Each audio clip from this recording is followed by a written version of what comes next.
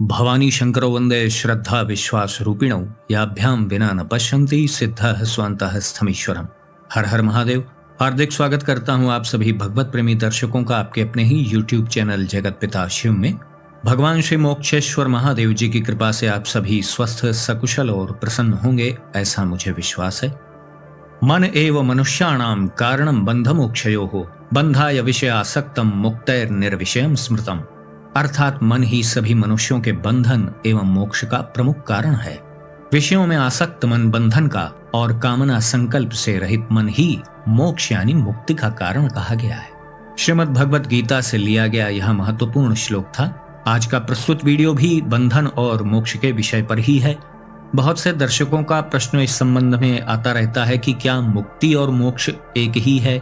कभी कभी इसे भिन्न भिन्न बताया जाता है और कभी कभी एक ही अर्थ में दोनों शब्दों का प्रयोग होता है। तो क्या मुक्ति और मोक्ष एक ही हैं या अलग अलग हैं, और इसके कितने प्रकार हैं, इससे हमें क्या उपलब्धि हासिल होगी, यह सब कुछ चर्चा इस वीडियो में हम करेंगे।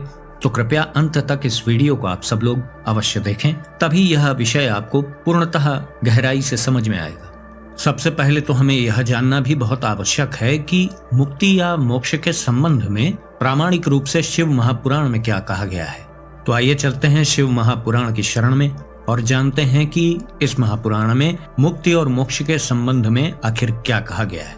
शिव महापुराण की विद्येश्वर संहिता के 18वें अध्याय में इस विषय का वर्णन है, जहां पर कुछ ऋषिगण सूत जी से इस संबंध में प्रश्न कर रहे हैं। बंध मोक्ष स्वरूपम ही ब्रूहि सर्वार्थ वित्तम। ऋषिगण कहते हैं, हे सर्वश्रेष्ठों में श्रेष्ठ, बंधन और मोक्ष का स्वरूप क्या है, यह हमें आप बताइए। इसके उत्तर में सूत जी कहते हैं, बंधम मोक्षम तथोपायम वक्षेहम शृणुतादरात्। प्रकृत्याद्यष्ट बंधेन बद्धो जीवः स उच्यते, प्रकृत्याद्यष्ट बंधेन निर्मुक्तो मुक्त उच्यते, प्रकृत्यादिवशीकारो मोक्ष इत्युच्यते स्वतः बद्ध जीवस्तु निर्मुक्तो मुक्त जीवः स कथ्यते। अर्थात जब ऋषिगण जिज्ञासा प्रकट करते हैं तो उसके उत्तर में सूत जी कहते हैं, हे महर्षियों, मैं बंधन और मोक्ष का स्वरूप तथा मोक्ष के उपाय का वर्णन करूंगा। आप लोग आदर पूर्वक सुने। जो प्रकृति आदि 8 बंधनों में बंधा हुआ है वह जीव बद्ध कहलाता है, और जो उन 8 बंधनों से छूट गया है उसे मुक्त कहते हैं। प्रकृति आदि को वश में कर लेना ही मोक्ष कहलाता है। बंधन आगंतुक है और मोक्ष स्वतः सिद्ध है। बद्ध जीव जब बंधन से मुक्त हो जाता है तब उसे मुक्त जीव कहते हैं। यहाँ पर कुछ बातें ध्यान देने योग्य हैं। शिव महापुराण में यह स्पष्ट कहा जा रहा है, अष्टधा प्रकृति के जो 8 बंधन हैं उनमें बंधा हुआ व्यक्ति ही बद्ध कहलाता है। उस बंधन से मुक्त हुआ व्यक्ति ही मुक्त है। और यहाँ पर यह भी कहा जा रहा है कि प्रकृति आदि को वश में कर लेना यही मोक्ष कहलाता है। अष्टधा प्रकृति के जो 8 बंधन हैं उसे ही अपने वशीभूत कर लेना ही मोक्ष कहलाता है, और केवल इन 8 बंधनों से छूट जाना मुक्ति कहलाती है। सामान्य दृष्टि से तो संसार में हर जगह लगभग मुक्ति और मोक्ष को एक जैसा ही समानार्थी शब्द के रूप में प्रयोग किया जाता है, तो उसमें कोई बुराई भी नहीं है। दोनों को एक जैसा ही आप समझ सकते हैं। सीधे सीधे किसी को मोक्ष नहीं मिल जाता है। यही तो कहा जा रहा है ना कि प्रकृति के 8 बंधनों से छूट जाने वाला मुक्त है, और फिर उस बंधन से छूट करके मुक्त हो करके उस बंधन को अपने वशीभूत कर लेना मोक्ष है। तो मोक्ष के पहले मुक्ति होना आवश्यक है। ऐसा कैसे हो सकता है कि प्रकृति के 8 बंधनों में बंधे बंधे बिना उनसे छूटे हुए कोई मोक्ष प्राप्त कर ले? तो पहले उन 8 बंधनों से आप छूटेंगे, उसे ही मुक्ति कहा जाता है। फिर अष्टधा प्रकृति को अपने वशीभूत कर लेना ही मोक्ष की स्थिति है। मोक्ष एक स्थिति का नाम है। आगे वर्णन किया गया है, प्रकृत्यग्रे ततो बुद्धिरहंकारो गुणात्मकः पंचतन्मात्रमित्येतत् प्रकृत्याद्यष्टकं विदुः। प्रकृत्याद्यष्टजो देहो देहजम कर्म उच्यते, पुनश्च कर्मजो देहो जन्म कर्म पुनः पुनः। अर्थात आगे वर्णन किया गया है कि प्रकृति, बुद्धि, त्रिगुणात्मक अहंकार और 5 तन्मात्राएं, इन्हें ज्ञानी पुरुष प्रकृत्याद्यष्टक मानते हैं। प्रकृति आदि 8 तत्वों के समूह से देह की उत्पत्ति हुई है। देह से कर्म उत्पन्न होता है और फिर कर्म से नवीन देह की उत्पत्ति होती है। इस प्रकार बार बार जन्म और कर्म होते ही रहते हैं। शरीरम त्रिविधम ज्ञेयम स्थूलम सूक्ष्मम च कारणम, स्थूलम व्यापारदम प्रोक्तम सूक्ष्म इंद्रिय भोगदम। कारणं त्वात्मभोगार्थं जीव कर्मानुरूपतः सुखम दुखम पुण्य पापैः कर्मभिः फलमश्नुते तस्माद्धि कर्मरज्ज्वा हि बद्धो जीव पुनः पुनः शरीरत्रय कर्माभ्याम चक्रवत् भ्राम्यते सदा। अर्थात शरीर को स्थूल, सूक्ष्म और कारण के भेद से 3 प्रकार का जानना चाहिए। स्थूल शरीर जागृत अवस्था में व्यापार करने वाला, यानी जागृत अवस्था में ही स्थूल शरीर को सुख दुख का अनुभव होता है, और जो सूक्ष्म शरीर होता है वह जागृत और स्वप्न दोनों अवस्थाओं में सक्रिय रहता है और इंद्रिय भोग आदि प्रदान करने वाला है, तथा जो कारण शरीर है वह सुषुप्त अवस्था में आत्मा आनंद की अनुभूति कराने वाला कहा गया है। जीव को उसके प्रारब्ध कर्म अनुसार सुख दुख प्राप्त होते हैं। वह अपने पुण्य कर्मों के फलस्वरूप सुख और कर्मों के फलस्वरूप ही दुख प्राप्त करता है। अतः कर्म पाश से बंधा हुआ जीव अपने त्रिविध शरीर से होने वाले शुभाशुभ कर्मों द्वारा सदा चक्र की भांति बार बार घुमाया जाता है। चक्र भ्रम निवृत्त्यर्थम चक्र कर्तारमीडयेत प्रकृत्यादि महाचक्रम प्रकृतेः परतः शिवः। अर्थात इस चक्रवत भ्रमण की निवृत्ति के लिए, यानी जो बार बार जन्म और मरण का जो ये चक्र है, इससे निवृत्त होने के लिए, इससे छुटकारा पाने के लिए चक्रकर्ता का स्तवन एवं आराधन करना चाहिए। प्रकृति के जो 8 बंधन हैं उनका समुदाय ही महाचक्र है, और जो प्रकृति से परे हैं वे ही परमात्मा शिव हैं। इस चक्र के चक्रकर्ता कौन है? भगवान महेश्वर, भगवान सदाशिव जी। तो शिव महापुराण के अनुसार आप सब लोगों ने यह जाना कि बंधन और मोक्ष है क्या। अब आइए जानते हैं कि मुक्ति के प्रकार कितने हैं। वीडियो के अंत में यह स्पष्ट किया जाएगा कि मुक्ति और मोक्ष वास्तविक रूप में एक ही हैं अथवा अलग हैं। सबसे पहले तो यह जानना भी आवश्यक है कि मुक्ति कितने प्रकार की है, वह कैसे प्राप्त होगी, उससे हमें क्या उपलब्धि होगी, यह सब जानना भी आवश्यक है। तो इसलिए आइए जानते हैं सबसे पहले कि मुक्ति कितने प्रकार की है। भगवान महादेव जी शिव गीता में कहते हैं, सालोक्यमपि सारूप्यम साष्टम सायुज्यमेव च कैवल्यम चेतताम विद्धि मुक्तिम राघव पंचधा। यानी स्पष्ट है कि 5 प्रकार की मुक्ति का वर्णन यहाँ पर हो रहा है। अब उन्हें क्रम से हम जानते हैं कि वह क्या है। पहली प्रकार की जो मुक्ति है उसे कहते हैं सालोक्य मुक्ति। सालोक्य मुक्ति का अर्थ क्या है? सालोक्य का अर्थ है भौतिक मुक्ति के बाद इस संसार से मुक्त हो गए, फिर आप अपने इष्ट देव के संबंधित लोक में आप चले गए। सालोक्य मुक्ति प्राप्त करने वाले को दिव्य शरीर और दिव्य मन प्राप्त होता है। लेकिन यह ध्यान रखना चाहिए कि यह मुक्ति सदा सदा के लिए नहीं है, बहुत लंबे समय के लिए है, लेकिन सदा सदा के लिए नहीं है।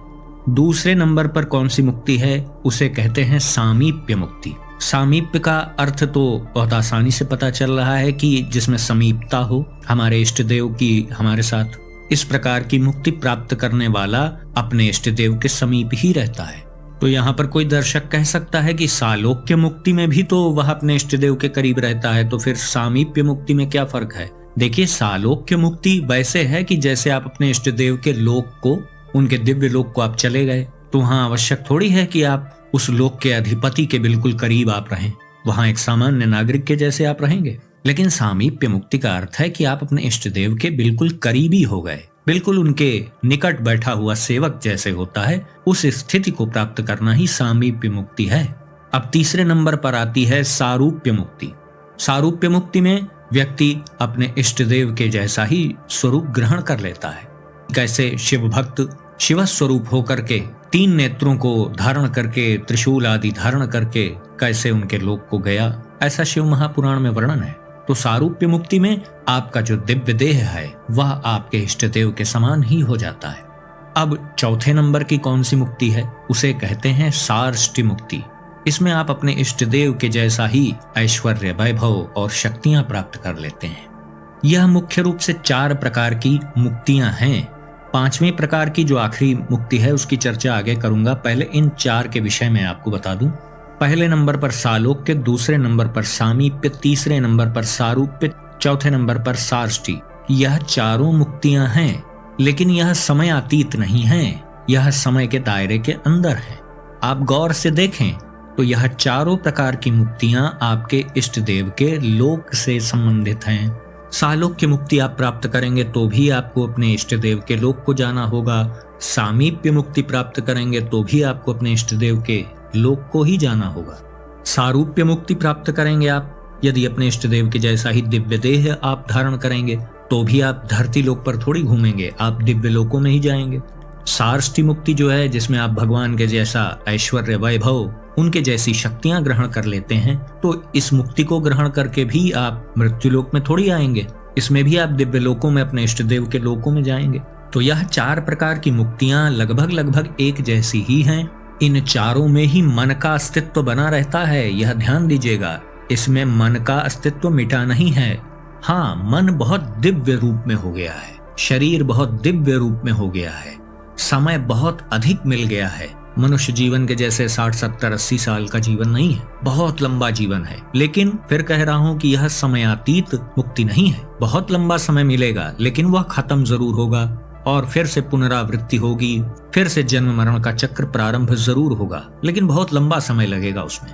क्योंकि यह 4 प्रकार की जो मुक्ति है, जिसका वर्णन अभी मैं कर रहा हूँ, इनमें मन का अस्तित्व बना है सबसे बड़ी बात। और पहले ही बता दिया गया है शास्त्रों में कि मन एवं मनुष्याणाम कारणम बंध मोक्षयो।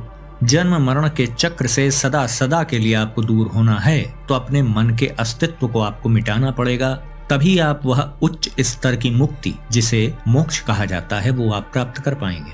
अब आप सब सोच रहे होंगे कि 5 प्रकार की मुक्तियों का वर्णन था, आपने तो अभी तक 4 ही बताया, तो अब 5वीं सुन लीजिए। 5वें प्रकार की जो मुक्ति है वह सायुज्य मुक्ति है। देखिए, यह जो पहले 4 प्रकार की मुक्तियां बताई गईं, उसमें तो मन का अस्तित्व रहता है, व्यक्ति सांसारिक इच्छाओं से निवृत्त हो जाता है, लेकिन अपने इष्ट देव की सेवा की इच्छा तो उसके मन में होती है। उसका मन इच्छा रहित नहीं हुआ होता है। हाँ, बस उसके मन में पवित्र इच्छाएं आ जाती हैं, अपवित्र इच्छाएं हट जाती हैं, लेकिन उसका मन इच्छा से रहित नहीं हुआ रहता है। लेकिन जो 5वीं प्रकार की मुक्ति है, जिसे सायुज्य मुक्ति कहते हैं, इसमें मन के पूरे अस्तित्व को ही मिटाना पड़ता है। ऐसा नहीं हो सकता है कि आपके मन का अस्तित्व बना रहे और आप सायुज्य मुक्ति प्राप्त कर लें। सायुज्य मुक्ति का अर्थ ही यही है कि आप परब्रह्म परमेश्वर में लीन हो जाएं, आपके मन का अस्तित्व ही मिट जाए, मैं का भाव ही समाप्त हो जाए, तभी सायुज्य मुक्ति प्राप्त होती है। तो जब अस्तित्व ही रह नहीं गया, तो कोई कर्म नहीं होगा, कोई कर्म नहीं होगा तो कोई संस्कार, कोई कर्म फल निर्मित ही नहीं होंगे, तो फिर पुनर्जन्म होना बंद हो जाएगा और जन्म मृत्यु का जो चक्र है वह इसी मुक्ति से, इसी सायुज्य मोक्ष से समाप्त हो जाता है। अब कुछ दर्शक ऐसा कह सकते हैं कि अभी भी स्पष्ट नहीं हो पा रहा है कि मुक्ति और मोक्ष में कुछ तो फर्क होगा, जो विशेष रूप से अलग अलग शब्दों का प्रयोग होता है। तो अब और सरल शब्दों में आप समझें, जो पहले की 4 मुक्तियां बताई गई हैं, जिसे सालोक्य, सामीप्य, सारूप्य और सार्ष्टि कहते हैं, इन मुक्तियों को प्राप्त करने वाला जो साधक होता है, उसके मन का अस्तित्व बना रहता है। भले उसके मन में पवित्र इच्छाएं हैं, लेकिन उसका मन इच्छा रहित नहीं हुआ है। उसने बस इस संसार से मुक्ति मांगी है, उसने इस मनुष्य देह से मुक्ति मांगी है। उसने ये नहीं कहा है कि मेरा अस्तित्व ही मिट जाए। वह अपना अस्तित्व तो बनाए रखना चाहता है, लेकिन वर्तमान जीवन से वह मुक्त होना चाह रहा है और अपने प्रभु, अपने इष्ट देव की सेवा में जाना चाह रहा है। यही प्रबल इच्छा होती है इन 4 प्रकार की मुक्तियों को प्राप्त करने वाले साधक के भीतर। और 5वें प्रकार की जो मुक्ति है, जिसे सायुज्य मुक्ति कहते हैं, वस्तुतः वह मुक्ति नहीं, वही मोक्ष है। और मोक्ष सदैव जीते जी ही प्राप्त किया जाता है, इसे मर करके नहीं प्राप्त किया जा सकता है। क्योंकि व्यक्ति जैसे ही मृत्यु का आलिंगन करता है, तो उसी के साथ उसका अगला देह, अगला शरीर भी तय हो जाता है। तो यदि कोई मनुष्य शरीर रहते रहते ही मोक्ष के लिए प्रयत्न नहीं करेगा, तो शरीर छूट जाने के बाद अन्य किसी योनि में मोक्ष की व्यवस्था ही नहीं है।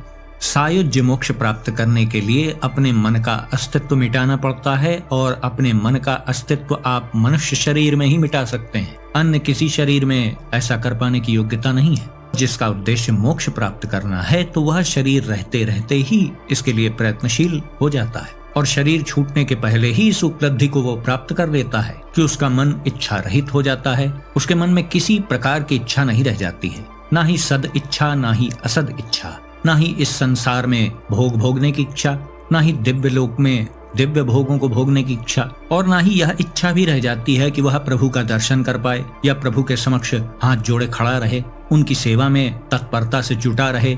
यह इच्छाएं भी उसके भीतर से समाप्त हो जाती है। तभी तो कहा जाता है ना कि इच्छा रहित मन ही मोक्ष प्राप्त करता है। यद्यपि यह बात अलग है कि बड़े बड़े जो भक्त हुए, बड़े बड़े महापुरुष महात्मा हुए, उन्होंने सायुज्य मोक्ष को बहुत निंदनीय माना है। गोस्वामी तुलसीदास जी ने भी कहा अर्थ न धर्म न काम रुचि, गति न चाहो निर्वाण, जन्म जन्म रति राम पद, यह वरदान न आन।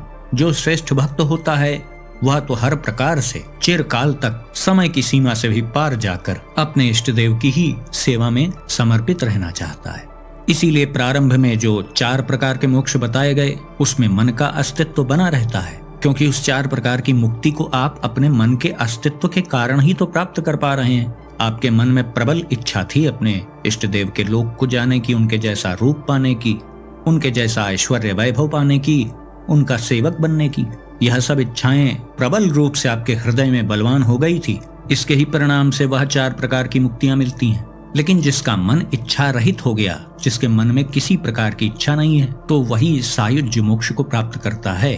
सायुज्य मुक्ति कभी नहीं होती है, सायुज्य मोक्ष होता है, और मोक्ष सदैव शरीर रहते रहते ही प्राप्त किया जाता है। मोक्ष एक स्थिति का नाम है, और सरल शब्दों में कहें कि इस जन्म मरण के चक्र से छुटकारा पा जाना, यानी प्रभु से कहना कि प्रभु इस खेल से मैं बाहर होना चाहता हूँ। खेल से बाहर होना ही मोक्ष है। ये खेल का मैदान है कौन? मृत्युलोक से नीचे अतल वितल सुतल महातल रसातल तलातल और पाताल, और पृथ्वी के ऊपर भी 6 ऊर्ध्वलोक हैं ब्रह्मलोक पर्यंत।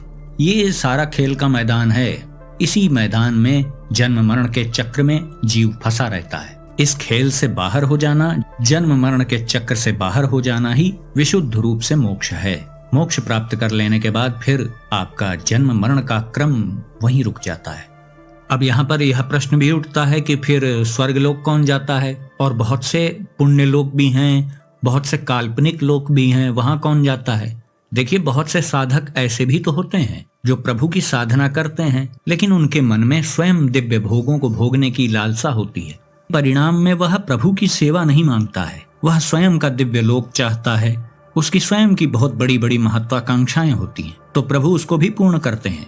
संचित पुण्य कर्मों के अनुसार ही स्वर्गलोक, दिव्यलोक, पुण्यलोक, काल्पनिक लोक आदि प्राप्त होते हैं।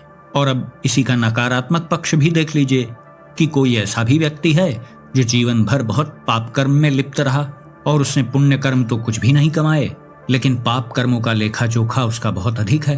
तो फिर ऐसे ही नराधमों को दंड स्वरूप भगवान नरक लोक की यात्रा पे भेजते हैं। अब अंत में बहुत सरलता से मैं समझा दे रहा हूँ। सामान्य दृष्टि से आप मोक्ष और मुक्ति को एक जैसा समझ सकते हैं, लेकिन दोनों में मूलभूत अंतर यही है कि मुक्ति आप मृत्यु के बाद प्राप्त करते हैं और मोक्ष के लिए जीवन रहते ही प्रयास करना पड़ता है। मृत्यु हो जाने के बाद ऐसा कोई भी उपाय नहीं है कि आप जन्म मरण के चक्र से मुक्त हो पाएं। इसके लिए तो मनुष्य जीवन रहते रहते ही प्रयास करना पड़ेगा। तो मैं समझता हूं कि अब बिल्कुल स्पष्ट रूप से आप सभी समझ गए होंगे कि मुक्ति और मोक्ष क्या है। तो आज का वीडियो हम यहीं समाप्त करते हैं। आशा करता हूं जो भी जानकारी आपको दी गई वो आपको अच्छी लगी होगी। यदि वीडियो आपको पसंद आया तो इसे लाइक करें, अपने मित्रों बंधु बांधवों के साथ शेयर करें। यदि इस चैनल का वीडियो आप पहली बार देख रहे हैं तो कृपया इस चैनल को भी सब्सक्राइब करें और बेल आइकन को भी अवश्य प्रेस कर दीजिएगा। तो भगवान श्री मुक्तेश्वर महादेव जी से मैं ऐसी प्रार्थना करता हूँ कि वो आप सभी को सदा सुखी, स्वस्थ और ऊर्जावान बनाए रखें। मिलते हैं अगले वीडियो में एक नई और उपयोगी जानकारी के साथ। तब तक के लिए आप सभी भगवत प्रेमी भक्तों को हर हर महादेव।